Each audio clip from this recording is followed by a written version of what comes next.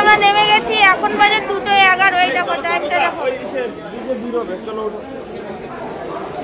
2:11 বাজে। আমরা এখন নেমেছি বাবা, একদম কারেক্ট টাইমে এসেছি, দরকার বলে 1 মিনিট আগে এসেছি, লেট করেনি। দেখো আমরা নেমে গেছি এখন এই বাস স্ট্যান্ডের এখানে। দিদি গেছে ওয়াশরুমে, তো রিক্তা আবার একটা গাড়ি বুক করছে। এখান থেকে আমাদের হোমস্টে বেশি দূর নয়। আমরা দার্জিলিং যাচ্ছি।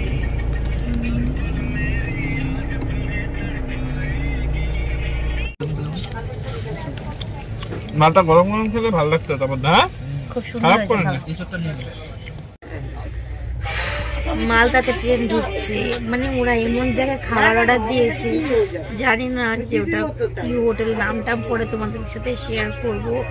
না নেবো, চলো যাওয়া যাক। আমরা এখন রুমে গিয়ে একটু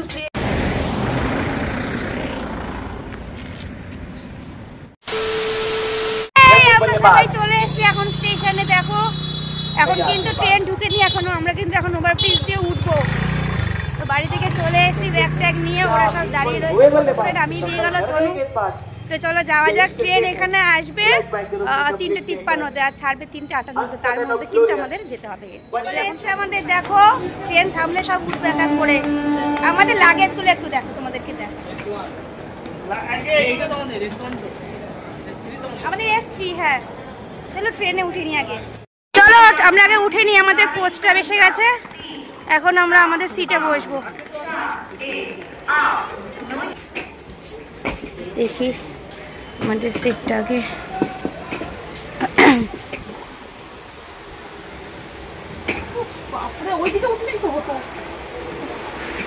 উঠলে তো অনেক কিছুই হতো, উঠলামটা কোথায়? কোনটা সিট আমাদের? আমি বললাম আমার কাছে ছেড়ে দিয়েছে আমাদের ট্রেন। দেখো আমি এই সাইডটাই বসেছি, একদম সাইডে। আমাদের মিডিল বার দুটো আর আপার বার দুটো পড়েছে, তো ওখানে দিদিরা সবাই মিলে বসেছে। আমার মাথা যন্ত্রণা করছে, যার জন্য আমি একটা সাইডে বসেছি। এটা কার সিট আমি জানি না, যে আসবে ওটা চলে যাবে। এই ফার্স্ট টাইম কিন্তু মাকে একা রেখে আমি কোথাও ঘুরতে যাচ্ছি, তাও আবার এতদিনের জন্য। বাড়ি থেকে যখন বেরিয়েছিলাম তখন মনটা এত খারাপ লাগছিল, তোমাদেরকে কি বলবো। তারপর যখন সবাই মিলে এক জায়গায় হলাম তখন মনটা কিছুটা হলেও পরিবর্তন হয়েছিল, জানো তো। বাড়ি থেকে এক প্লাস্টিক ড্রাই ফ্রুট নিয়ে এসেছি। দেখো এইমাত্র ছোলা সেদ্ধ খেয়েছি, আবার নিয়েছি চিট বাদাম, খালি খাচ্ছি। পেছন দিকে ভটকু বসে আছে আর ওই সাইডে দিদি। এখন আমরা এই সিটেই বসে আছি। রাত্রিবেলা শোয়ার সময় আমাদের দুজনের দুটো মিডিল ভাত আর দুটো আপার ভাত হয়েছে। খেয়ে প্রকৃতি উপভোগ করতে করতে খেতে খেতে এখন যাবো। এই ফার্স্ট মানে সেই ছোটবেলায় গিয়েছিলাম মালদাতে, আর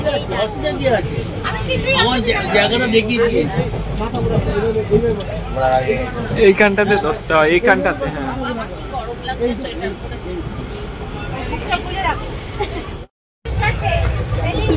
দেখো ভটকু কত খাবার নিয়ে এসছে, দিদি কোনটা খাই। দিদি ঘুমিয়েও গেছে, অনেক খাবার এনেছে।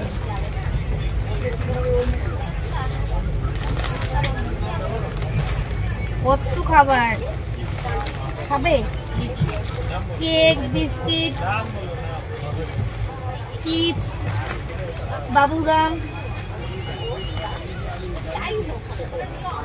জার জেলি, অনেক কিছু খাবে। একটা বাবুগাম কি খাবে? কেক খাবে, ফ্রুট কেক।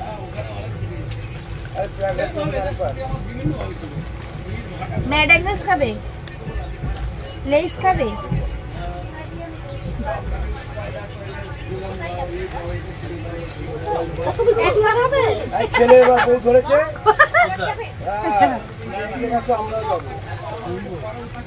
কি খাবে নানু?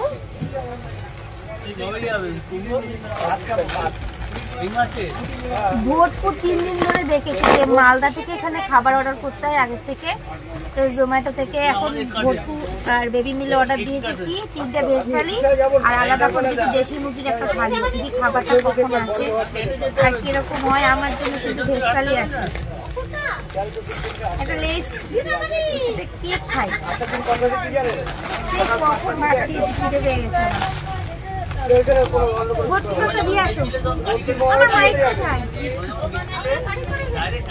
মাইক কোথায়? মাইক কোথায়? দেখো আজকে রিক আমার জন্য একটা মাইক কিনে নিয়ে এসেছে। এটা এখন ইউজ করবো না, ওখানে যাই গিয়ে তারপর এটা ইউজ করবো। কিরকম সাউন্ড শোনায় তোমরা কিন্তু কমেন্টে অবশ্যই জানাবে। যে রিক খাচ্ছে খাবার। বাহ, এই তো চলবে। আমরা নিলাম আবার ঝালমুড়ি। দিদি একটা খেয়েছে, আমি আবার একটা নিলাম। নে, একটার পর একটা খালি খাওয়াই চলছে।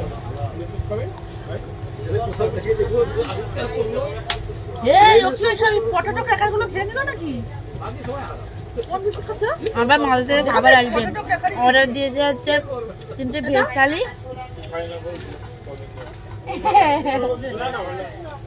খাবি দিদি? খাবো না নাকি? সেদ্ধ ছোলা খাবে, গরম গরম আদির জন্য নিয়ে যাও। আদি ভালো খাই মিষ্টিটা দেখ, ঝাল ঝাল কীর্তি দেখো একটার পর একটা খেয়েই যাচ্ছে। আর একজন তো চা খেয়েই যাচ্ছে, চা খেয়ে আর হচ্ছে না।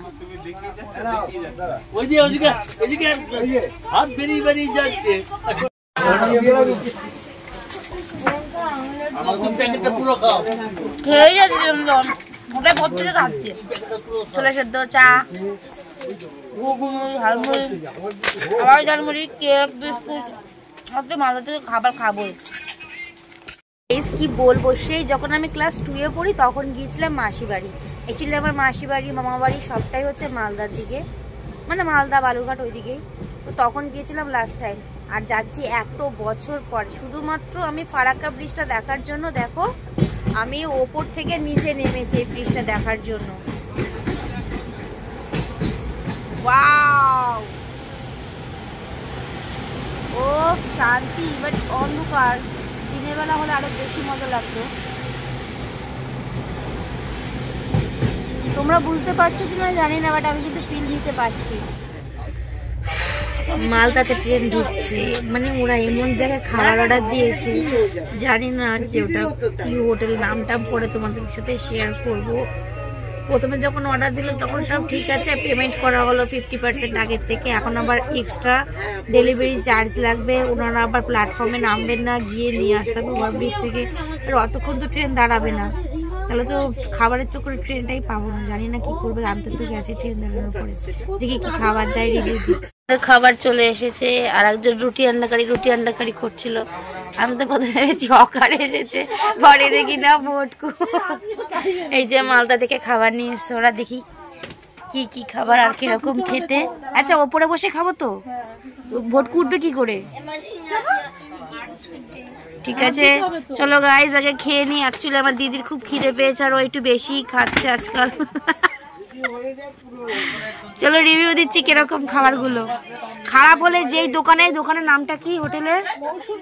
মৌসুমি। ওনার তো অবস্থা নেই, খারাপ, একাতেই টাকা বেশি নিয়েছে। ডিশ চলে এসছে, দেখো কি সুন্দর,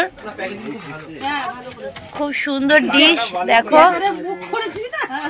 আমার দিদি আবার ভালো করে বলাতে উনি আবার দাম ঠিকঠাক নিয়েছে। উঠে আসো, একটা বোতল দিদিদের দিয়ে দিই। চলো।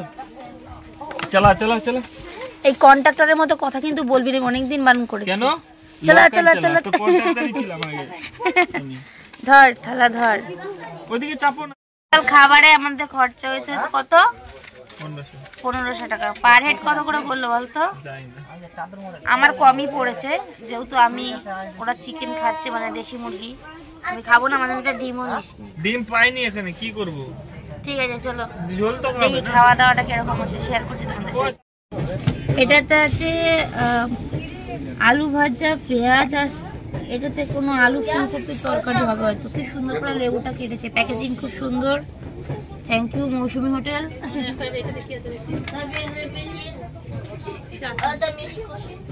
আচ্ছা আলু ভাজা, এটা একটা সবজি, এটা এঁচোড়, এখানে আছে ডাল, চাটনি, আর কাঁচা পেঁয়াজ, লেবু, আর ওখানে আছে তোমার হচ্ছে দেশি মুরগির মাংস, আর এখানে আছে এক্সট্রা রাইস। আর চলো খেয়ে নি আগে। মালটা গরম খেলে ভালো লাগতো। তারপর খুব সুন্দর এটার আছে, মিক্স ভেজ আছে, আলু ভাজা, ডাল, চাটনি আর চিকেন। পাপড়দানি খুব সুন্দর রান্না বান্না।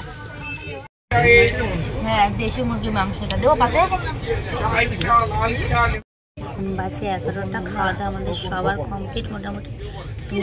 খাওয়া দাওয়া হয়েছে, তো এখন একটু ঘুমাই, দেখি ট্রেন কটায় গিয়ে নামে। তারপর খাওয়া দাওয়া কমপ্লিট করে আমরা সবাই দিয়েছিলাম একটা লম্বা ঘুম। ঘুম যখন ভাঙলো তখন কিন্তু প্রায় বাজে 2:01। ট্রেন একদম কারেক্ট টাইম টেবিল মতোই কিন্তু চলছিল। দিদি, রিক তখনও ঘুমাচ্ছিল। ভটকু কিন্তু সেরকম ভাবে ঘুমোতে পারেনি, কারণ আমাদের অনেক লাগেজ ছিল, তো চুরি হওয়ার একটা রিস্ক থাকে। আর যদিও একটা কথা না বললেই নয়, ট্রেনে এত সুন্দর ফেসিলিটি দিয়েছিল, মানে টিটি, গার্ড, পুলিশ সবকিছুই খুব সুন্দর ছিল, সারা রাতই ছিল। দেখো দিদি আর রিক কিন্তু তখনও ঘুমোচ্ছিল, আমি উঠে গিয়েছিলাম। ঠান্ডা কি বলবো, আমি সোয়েটার সেরকম আনিনি, আমাদের ওখানে ওদের এত ঠান্ডা না। তো এখন ট্রেন ঢুকে যাচ্ছে, চলো নিচে নামি, মুখপাটা ধুয়ে নিই। ওদিকে রিক ঘুমাচ্ছে, দিদি নেমে গেছে, সব লাগেজটা কিন্তু গোছগাছ করে নামাতে হয়। নামি তারপর তোমাদের আপডেট দিচ্ছি। আবার খুব ঠান্ডা লাগছে, কি যে করবো গ্যাংটকে কি কে জানে। আমরা নেমে গেছি, এখন বাজে 2:11। এই দেখো টাইমটা দেখো, 2:11 বাজে। আমরা এখন নেমেছি, বাবা একদম কারেক্ট টাইমে এসেছি, দরকার বলে 1 মিনিট আগে এসেছি, লেট করেনি। ও বাবা কি ঠান্ডা এখানে, আমার সব সোয়েটার মোয়েটার ট্রলির ভেতরে যাই, সামনে যেটা ছিল সেটাই পরে নিয়েছি। আমাদের ওখানে এত ঠান্ডা নেই, এখানে যা ঠান্ডা। উফ, প্ল্যাটফর্মে নেমেই কিন্তু আমরা গাড়ির দিকে যাইনি, আমরা ওয়েটিং রুমে ওয়েট করেছিলাম প্রায় 1 ঘন্টা মতো, কারণ অন্ধকার তখনও ছিল। আর দাদা বারবার বলে দিয়েছিল যে অন্ধকারে কিন্তু না যাওয়াটাই বেটার। আমরা এই যে পাশের ওয়েটিং রুমটার মধ্যে আছি, 10 টাকা করে পার হেড 1 আওয়ারের জন্য। তো সবাই ভেতরে রয়েছে, মাথা এত যন্ত্রণা করছে, আমি বাইরে বেরিয়েছি চা খাওয়ার জন্য। চা খাওয়ার অভ্যেস আমার নেই যদিও, মাথা যন্ত্রণা করছে, চলো খেয়ে নিই 1 কাপ চা। লিকার চা, দুধ চা তো খাবোই না।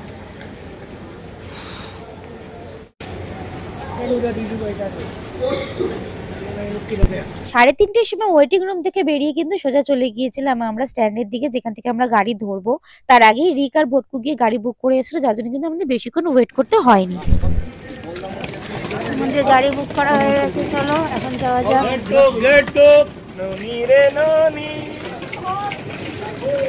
চলো এখন আমরা গাড়িতে উঠি। এতক্ষণে আমার বেবির মুখে হাসি, গেটো দার্জিলিং যাচ্ছি, আমার বেবি, আমার নেনো জামানি। এটা কিন্তু ভিডিওতে রেকর্ড হচ্ছে, ঠিক আছে? ও এটা আমি ক্রপ করব। হ্যাঁ, আমাকে ফটো দাও, তুমি তো ধরো কোনটা? আমাকে টলিটা দাও। গাড়ি বুক করা হয়ে গেছে, চলো যাওয়া যাক। এখন যেন শরীরে অটোমেটিকলি গরম ভাব চলে এসে, ঠান্ডা ভাবটা কোথা দিয়ে চলে গেছে কে জানে। এখনো কিন্তু মাইক সেট করা হয়নি, চলো আগে যাওয়া যাক।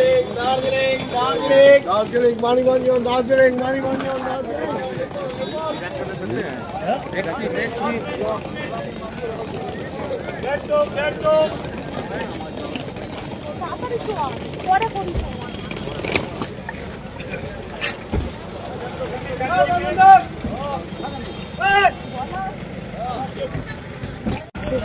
কোন গাড়িটা বুক করেছে দেখা যাক। এই যে এতক্ষণ পরে একটা ট্রলির নিচে দেখা যাও, কত কথা শোনাচ্ছে, আমার গলা বসে গেছে। এই যে এই গাড়িতে করে যাবো আমরা। টলি রেখেছো? আগে ভাগে গিয়ে কিন্তু রিক গাড়ির ফ্রন্ট সাইডে 2টো সিট বুক করেছিল আমার আর ওর জন্য, যেহেতু আমার বমি হয়। আর আমাদের গাড়িটা কিন্তু 10 সিটারের ছিল, মিডল সাইডে কিন্তু ছিল দিদি আর ভটকু। আমরা ট্রেন থেকে নেমেছি 2:11টার সময়, তারপরে ওয়েটিং রুমে বসলাম 1 ঘন্টা, আর তারপরে এখানে আসলাম 3:44, মানে 4টে নাগাদ। তারপর থেকে গাড়িতে বসেই রয়েছি, ড্রাইভার কখন গাড়িতে ঢুকিয়ে আমাদের, তারপরে কতগুলো গাড়ি বেরিয়ে চলে গেল, ড্রাইভারের পাত্তা নেই, প্যাসেঞ্জারও আর হচ্ছে না। গাইস আমাদের গাড়ি ছেড়ে দিয়েছে, এখন আমরা আস্তে আস্তে আমাদের হোমস্টের দিকে যাব। না, আমাদের রিসোর্টে, হোমস্টে না। রিসোর্টে? হ্যাঁ, জানি না, যাই হোক। নওদানা বা নওদানা। আমরা দার্জিলিং যাচ্ছি।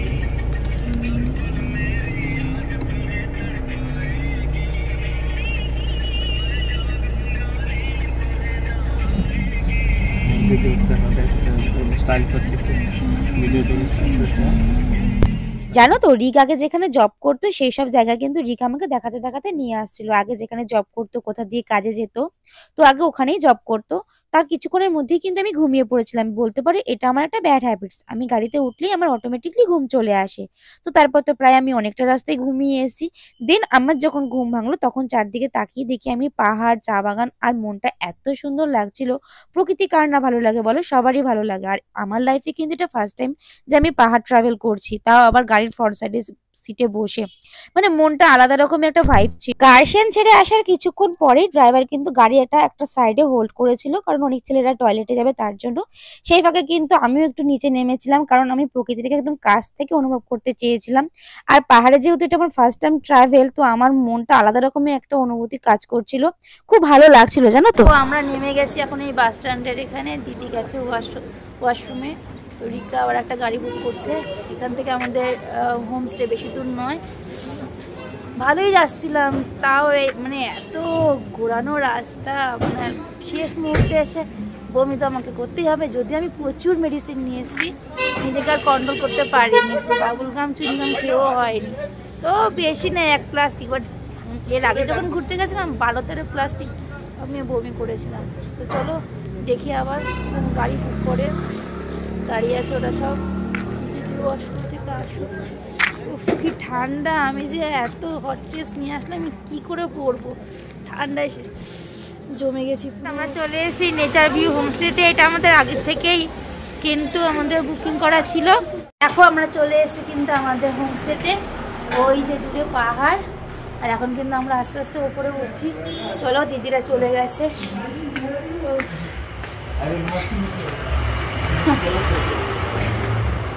কি রে ভাই, একটু তো ধরতে পারিস? এতগুলো টলি আমাদের ঘরে চাপিয়ে দিয়েছিস। না নেবো, চলো যাওয়া যাক। আমরা এখন রুমে গিয়ে একটু ফ্রেশ হয়ে কিন্তু আমরা বেশিক্ষণ রেস্ট করবো না, আমাদের বেরিয়ে যেতে হবে সঙ্গে সঙ্গে। ঝাপ ঝাপ ঘুরবো। ও বাবা, হ্যাঁ হ্যাঁ দেখো এই যে পাহাড়, আর এই যে আমাদের হোমস্টে। চলো আমাদের রুমটা দেখাচ্ছি। এটা হচ্ছে আমাদের রুম, ঠিক আছে? আমাদের 4 জনের জন্য এই একটাই রুম। দেখি, এখানে একটা সিঙ্গেল বেড আছে, এখানে ডবল বেড। ডবল বেডে 3 জন হয়ে যাবে, সিঙ্গেল বেড 1 জন। এটা হচ্ছে টয়লেট। ও দেখো, এখানে একটা কাভারও আছে। ও চলো আগে ফ্রেশ হয়ে নি, তারপরে তোমাদের সাথে আবার রিভিউ দিচ্ছি। ব্ল্যাঙ্কেট আছে, এই যেগুলো আমাদের লাগেজ, বাইরে অনেকগুলো আছে।